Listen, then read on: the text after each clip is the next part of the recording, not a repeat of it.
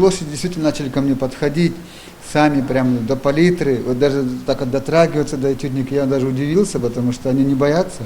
Это первая работа киргизского художника Джумабека Базарбаева. Он месяц жил в конном дворике Алмакай Леногорского района и написал 15 работ. Его впечатлила сила и грация татарских лошадей. Очень сильно отличаются, у них какая-то своя фактура, свой даже внешний вид. Они такие обучаемые, во-первых. Во-вторых, мне кажется, они еще какие-то такие крепкие. Идея пригласить художников в конеферму у предпринимателя Фарида Набиуллина была давно. 10 лет назад он начал возрождать татарскую породу и построил большую конеферму в родном селе. Сейчас там больше 500 коней. Мы же так через что-то должны показывать, да?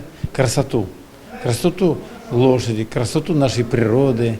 И вот художники, как никто, это могут запечатлеть. На пленэр заявились 40 художников из России и Киргизии.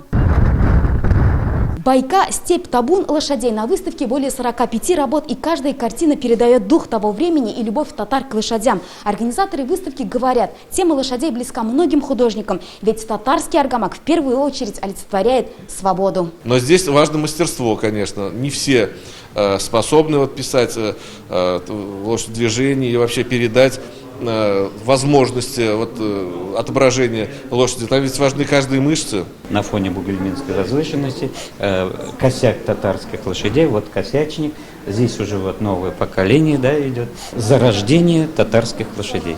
Такой пленэр, где художники могут нарисовать лошадей с натуры, планируют проводить ежегодно. Фарид Набиуллин уверен, татарские кони будут всегда в тренде. Филюза Хамидуллина, Эрик Хабибуллин, ТНВ, Леногорский район. Закажи рекламу на ТНВ. Телефон в Казани 5 705 100. Көтелмәгән кунак көттүреп кенә интернет челтәрләренә дә килеп җитте. Хәзер бу фильмның барлык серияларын ТНВ.ру сайтында карап була.